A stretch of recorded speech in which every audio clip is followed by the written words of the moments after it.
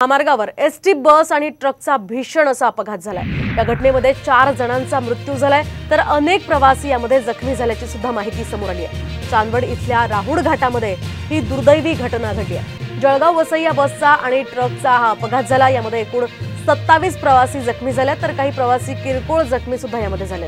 तर शिवाय 5 ते 6 जण गंभीर जखमी असल्याची माहिती आहे। त्यांच्यावर सध्या खासगी रुग्णालयामध्ये उपचार सुरू आहेत।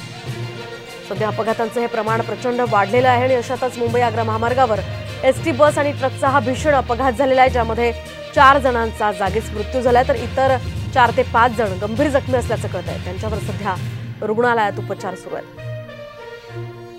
सकाळी जो अपघात झालेला आहे राहुळ घाटामध्ये, त्याच्यामध्ये बस आणि ट्रक यांचा अपघात झालेला आहे। बसमध्ये साधारण एक 45 प्रवासी होते।